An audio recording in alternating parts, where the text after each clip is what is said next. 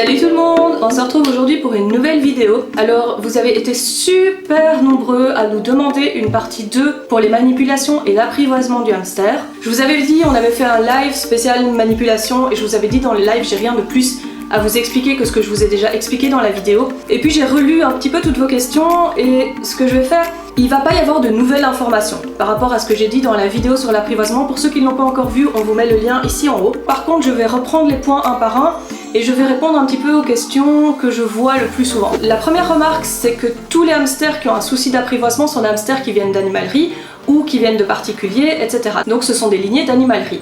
Alors on l'a dit et répété, mais pour ceux qui n'auraient pas vu les lives ou qui atterrissent sur la chaîne, il faut savoir que les lignées d'animalerie sont des lignées qui ne sont pas sélectionnées. Le hamster est un animal qui n'est pas apprivoisé de base, c'est-à-dire que tout le travail est à faire. Si vous n'avez pas un éleveur qui fait le travail sur les parents, sur les grands-parents, sur les arrière-grands-parents et puis sur les bébés, si ce travail-là n'est pas fait, tout reste à faire. C'est-à-dire que quand vous adoptez un hamster d'animalerie, il ne faut pas croire, personne ne le manipule, cet animal vient de grossistes. Et je ne parle pas pour la Suisse notamment parce que je sais que la Suisse ce sont des lois différentes. Ici je parle vraiment pour la majorité, c'est-à-dire la France et la Belgique. Donc les animaux qui sont dans les animaleries viennent de grossistes, les grossistes ne les manipulent pas, ne manipulent ni les adultes ni les bébés évidemment. C'est-à-dire que vous allez devoir tout faire. Alors oui, il y a des hamsters qui viennent d'animalerie et qui sont déjà manipulables, tant mieux, mais la majorité ne sont pas apprivoisés et l'apprivoisement vous devez le faire. Alors ça peut aller plus ou moins facilement selon les animaux, ça dépend vraiment du caractère de chaque animal, donc ça on peut pas vous prévoir le temps d'apprivoisement par animal. Mais si vous voulez un animal apprivoisé, adoptez-le chez un éleveur sérieux. Alors ces problèmes peuvent être légers, c'est-à-dire qu'ils vont peut-être mordre parce qu'ils ont peur, parce que l'habitat n'est pas adapté. Donc on a fait une vidéo ici dernièrement, pourquoi mon hamster mord-il? Je vous remets le lien ici en haut, allez la visionner parce que je réponds vraiment en détail pour ce genre de choses, donc je vais vraiment passer dessus vite fait. Mais bref, l'habitat, la provenance, etc. peuvent effectivement poser problème au niveau du caractère de l'animal, mais ça, ce sont des problèmes qui, une fois que l'animal va s'adapter à son environnement, va avoir un bon habitat, il va être sorti régulièrement, vous verrez que ces problèmes vont disparaître. Alors après, il faut savoir aussi que le caractère se transmet en partie génétiquement. Si vous avez une lignée de hamsters qui ont tendance à mordre, qui ont très peur de l'humain ou qui deviennent de plus en plus agressifs, vous allez pouvoir faire un certain travail sur l'animal, mais il est possible aussi qu'il continue à mordre toute sa vie parce qu'il n'y aura pas de travail derrière, les lignées ne sont pas sélectionnées encore une fois en animalerie, et donc du coup, quoi que vous fassiez, finalement, il y a des hamsters avec lesquels ça ne marchera jamais. Ça, voilà. Après, ne dites pas au bout d'une semaine, j'ai pas réussi, m'a mordu 3 fois, ça ne marchera jamais. Ça, c'est pas vrai. Ça met parfois des mois à faire un apprivoisement correct, mais il est possible qu'au bout de 6 mois, il continue à vous mordre parce que, voilà, c'est dans ses lignées, c'est dans ses gènes, et vous ne pouvez plus rien y faire. Mais essayez parce que des hamsters vraiment agressifs comme ça, on en voit très peu. Ça c'était la première remarque. La seconde remarque, et je vois beaucoup de gens qui ont des problèmes avec des Roborovski. Alors il faut savoir, généralement on se renseigne avant d'adopter un animal. Le Roborovski a quand même un caractère très spécial, c'est très rapide, c'est très vif. C'est vraiment pas un animal qui va être fait pour rester dans les mains, pour être câliné, etc. Déjà le hamster de base n'est pas fait pour rester dans les mains et être câliné. Il y a certains animaux qui tolèrent ça plus que d'autres, mais voilà. Mais alors le Roborovski, pas du tout. Vous avez des exceptions, mais ça va être 1 sur 1000, 1 sur 5000, 1 sur 10 000. Vous en avez qui sont plus calmes. C'est un hamster qu'il faut observer. C'est pas un hamster qu'il faut forcément beaucoup manipuler. On l'observe, on le fait sortir, on a des sorties dans les parcs sécurisés. Alors là, le Roborovski, c'est important que ce soit un parc sécurisé et certainement pas une balade en liberté, c'est beaucoup trop petit et beaucoup trop vif. Donc vous lui faites un grand parc sécurisé, c'est un animal qui est vraiment très chouette à observer. Après, on a moins de rapport avec eux. Si vous avez vu nos vidéos, vous voyez que moi j'ai des Roborovski qui viennent d'éleveurs, donc là vous avez quand même une certaine sélection sur le caractère, ils sont quand même plus chouettes dans les mains, ils tiennent dans les mains, ils se jettent pas dans le vide, ils ne mordent pas. Par contre, il faut vraiment s'attendre à ce que ce soit vif, à ce que ce soit difficilement manipulable, et surtout si vous l'avez eu en animalerie, il faut franchement pas vous attendre à des miracles avec un Roborovski, c'est vraiment pas une espèce qui est facile à apprivoiser et c'est pas dans son caractère. Donc vous allez peut-être avoir 1 ou 2 caractères sympas, mais la plupart des Roborovski c'est pas qu'ils sont pas sympas, hein, c'est qu'ils ont tendance à vouloir courir, à vouloir fuir, à vouloir bouger. C'est pas des hamsters qui sont faits pour rester en place. Encore des petits détails que j'avais pas mentionnés de l'autre côté. Donc pour bien enfoncer le clou, je vais vous répéter les informations. Donc on ne manipule jamais l'animal dans sa cage. Au début, on le sort toujours de sa cage. Pour le sortir de sa cage, je vais vous faire quelques prises de vue pour vous montrer un petit peu. Mais en gros, vous allez mettre un récipient comme une boîte de transport et vous ramenez l'animal dans la boîte.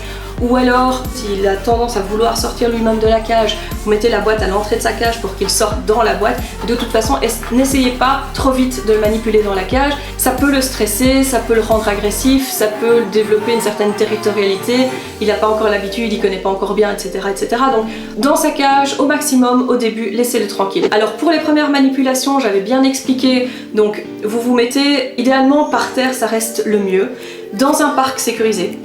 Donc vous faites quelque chose qui n'est pas trop grand, donc qui fait juste le tour de vous. Mais comme ça, en fait, il est en sécurité. Vous n'avez pas peur de vous dire « Ah, si je le lâche, je ne sais pas où il va atterrir, il va s'enfuir, je ne vais pas pouvoir le rattraper ». Les premières manipulations, surtout les premières semaines, il faut vous rendre compte que la manipulation, ça va être quelques secondes, puis vous posez l'animal, puis quelques secondes, puis vous posez l'animal. Donc ça, tant qu'il n'est pas habitué à vous, ça va être vraiment l'histoire de quelques secondes par manipulation. Alors ça va en être plusieurs d'affilée, évidemment, mais il faut prévoir que l'animal va se balader autour de vous, etc. Il faut aussi prévoir, et c'est important, que les jeunes hamsters ont tendance à être très rapides, à se prendre des coups de rapidité, en fait, des coups de speed. Donc c'est-à-dire qu'il va être immobile, vous allez le toucher, il va faire piou. Donc si vous n'avez pas sécurisé l'endroit et que vous vous dites je vais faire ça sur mon canapé, c'est pas grave, le hamster il va être en bas en 2-2 et puis il va s'en aller et puis il va falloir le rattraper. Donc prévoyez toujours un parc sécurisé absolument. Une grosse boîte en carton peut parfaitement faire l'affaire, il n'y a pas de problème, tant que l'animal ne sait pas en sortir directement, il n'y a pas de souci. Donc je disais oui, il faut savoir que les jeunes hamsters ont quand même des réactions très vives, c'est normal, en particulier, encore une fois, les hamsters d'animalerie qui n'ont pas été manipulés, ils vont avoir des réactions vives et parfois inattendues. C'est-à-dire qu'ils vont se mettre à courir, ils vont sauter dans le vide, etc. Ça c'est des comportements auxquels il faut vous attendre, notamment les premières semaines. Donc prévoyez bien, c'est pour ça que je vous dis de vous asseoir par terre, au moins vous êtes sûr que si l'animal saute de vos mains, il va atterrir à ça, il n'y aura aucun problème. Les premières manipulations, c'est simplement habituer l'animal à marcher sur vous. Au début, on n'essaye pas de caresser, etc., etc. D'abord, on lui apprend à marcher sur vos mains. Une fois qu'il est à l'aise à marcher sur les mains, on commence à resserrer un tout petit peu simplement pour dire que par exemple le pouce passe sur le dos pendant que le hamster marche. Alors les hamsters n'aiment pas être touchés de base, donc vous allez voir qu'au début ils vont sursauter, ils vont essayer de se retourner, ils vont s'en aller, enfin bref. Le tout c'est vraiment de les habituer progressivement, donc d'abord ils marchent sur vous, ensuite on commence tout doucement à caresser l'animal avant de commencer les manipulations en pleine main, ça on n'y est pas encore. Le hamster déteste qu'on lui touche la tête et déteste qu'on lui touche le ventre. C'est vraiment les parties que vous allez essayer en dernier quand l'animal est déjà bien apprivoisé. Donc pour commencer, on touche l'arrière-train. D'abord vraiment l'arrière-train. Ensuite on va monter, on va faire les épaules à l'arrière-train. Et puis tout doucement on va commencer à toucher vraiment au niveau du bas du crâne jusqu'à l'arrière-train. Et puis progressivement vous allez pouvoir augmenter évidemment les surfaces où vous allez le toucher. Mais les premières caresses que vous devez faire à l'animal, c'est toujours l'arrière-train. Quoi d'autre ? Au niveau comportement, le hamster qui se met sur le dos et qui présente son ventre, parce que je l'ai vu encore régulièrement, ce n'est pas du tout comme le chien. Il ne cherche pas à se faire caresser, ça c'est la position ultime de défense et d'attaque. Donc c'est le hamster qui se sent tellement acculé, qui sait plus quoi faire d'autre, il essaye de vous impressionner, en fait il essaye de vous faire fuir.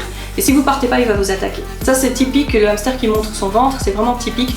Donc s'il fait ça, vous reculez, vous laissez se retourner et une fois qu'il est de nouveau sur ses pattes, vous pouvez recommencer à le manipuler. J'ai parlé des types de morsures dans la vidéo sur pourquoi mon hamster me mord, donc je ne vais pas revenir dessus. On m'a beaucoup demandé qu'est-ce que je dois faire quand il mord, est-ce qu'il faut lui souffler dessus, est-ce qu'il faut le reposer, Idéalement, si la morsure si c'est pas une morsure à sang et que vous pouvez supporter, continuez les manipulations comme si de rien n'était. Le but en fait c'est vraiment de lui dire que tu mordes ou que tu mordes pas, finalement ça change rien. Donc le hamster il va arrêter de mordre parce que ça n'a aucun impact, ça n'a aucune conséquence.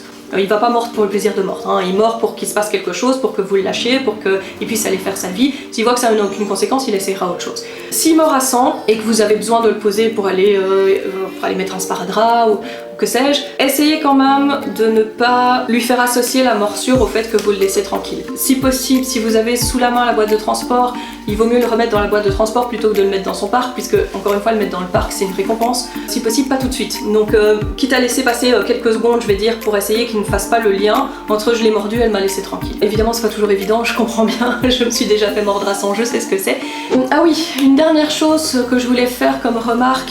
En fait, c'est important d'occuper l'animal pour qu'il ne se sente pas prisonnier en fait. Donc c'est important qu'il continue, qu'il soit tout le temps en mouvement. Si vous laissez vos mains bien à plat, bien ouvertes mais bien à plat pour faire l'escalier, le hamster il va descendre 2 fois puis il va se rendre compte qu'il tourne en rond Il va essayer autre chose, il va essayer de faire demi-tour et éventuellement il va essayer de vous mordiller, de vous goûter pour voir s'il se passe quelque chose. Parce que là il est vraiment dans un espace réduit, il peut pas descendre. Donc ce que moi je fais en général quand je manipule des jeunes animaux, mais je pense que même avec les adultes, c'est parce que je me rends pas forcément compte de ce que je fais, mais pour que l'animal soit toujours en mouvement, au lieu d'être vraiment plat, je verse le hamster dans ma main. C'est vraiment ça.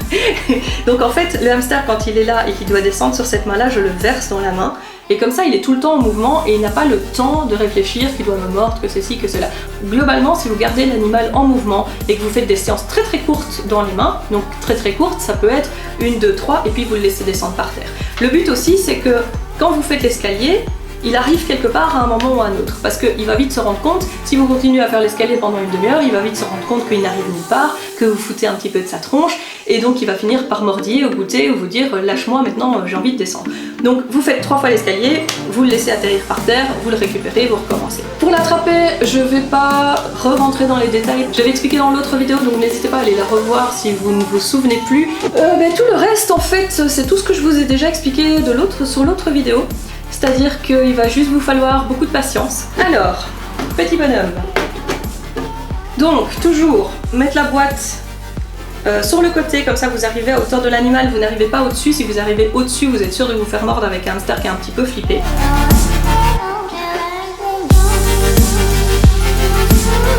Vous voyez, lui, il est très très vite. Voilà, hop, c'est pas grave, il a atterri sur moi, c'est rien. On recommence. Vous voyez, c'est ce que je vous disais, je verse le hamster sur la main, comme ça il est toujours en mouvement.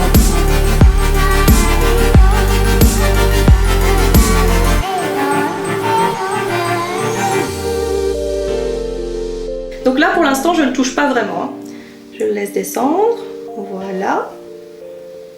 On va lui laisser 2 petites secondes et on recommence. Donc toujours la prise comme je vous ai montré.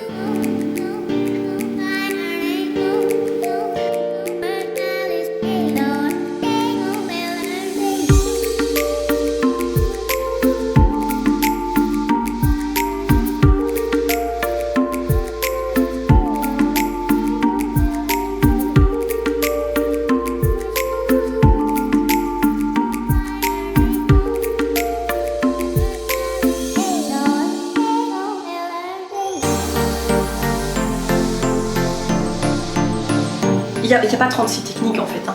Vous êtes obligé de le manipuler régulièrement et de faire ça tous les jours et de lui montrer que vous lui voulez aucun mal, qu'il va faire ça de petites secondes et puis il va sortir, ça c'est chouette. Il n'y a pas de recette miracle, que je l'ai dit dans les autres vidéos, il n'y a pas de recette miracle, il faut le manipuler, il faut l'habituer à vous et lui faire se rendre compte que vous n'êtes pas méchant, qu'en fait tout le monde se porte mieux une fois que le hamster est apprivoisé. Donc le hamster il n'est pas stressé pour les manipulations, donc lui c'est très très bien pour lui. Vous n'êtes pas stressé parce que vous savez qu'il ne vous mordra plus, donc ça c'est très bien pour vous. Et en même temps vous pouvez profiter l'un de l'autre, le hamster peut profiter de longues sorties, il peut être en liberté, vous savez le rattraper, il n'y aura pas de problème. Donc vraiment c'est tout bénef, mais il faut prendre le temps de l'apprivoiser effectivement. Donc au début quand vous n'avez pas l'habitude, vous pouvez aussi faire ceci. Faites-le vraiment très près, comme ça s'il se prend un coup de speed et qu'il a envie de partir, c'est pas grave.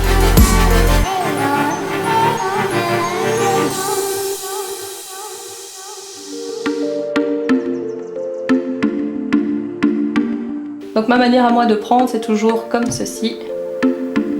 Bonjour.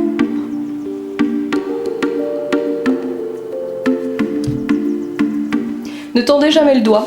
Ça c'est vraiment un truc... c'est vraiment vous demander de vous faire mordre.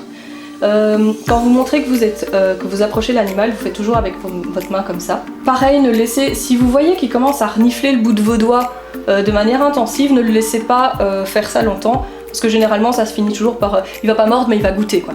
Donc moi généralement quand il commence à sentir le bout de mes doigts, je fais quelque chose, je le caresse, je fais quelque chose, mais je ne le laisse pas faire immobile, c'est pas la peine. Voilà, c'est tout pour aujourd'hui, j'espère que ça vous aura encore aidé, c'était vraiment la deuxième phase. Si vous avez d'autres questions, vous pouvez toujours les poser dans le live, on vous prévoit un live cette semaine, donc vous pouvez toujours venir les poser, mais encore une fois, je vous dis, les réponses ne vont pas varier énormément. Je pense que la majorité des infos se trouvent dans ces 2 vidéos-ci. Maintenant, c'est vraiment le faire, le refaire et le refaire encore. Si vous avez aimé la vidéo, n'oubliez pas de nous laisser un like et éventuellement de vous abonner si c'est pas encore fait. N'oubliez pas que nous avons les réseaux sociaux aussi, nous avons Snapchat, nous avons Instagram et nous avons Facebook. Alors en particulier Facebook, pour ceux qui sont sur Facebook, n'hésitez pas à nous suivre parce qu'on vous émet plein d'infos, on vous émet pourquoi les vidéos sont en retard notamment. Mais on vous partage plein de photos sympas, donc n'hésitez pas à nous rejoindre. Et moi je vous dis à très bientôt et à la prochaine vidéo. Ciao ciao. Donc là il dort. Le hamster il est sorti 5 secondes, il s'est mis dans son coin.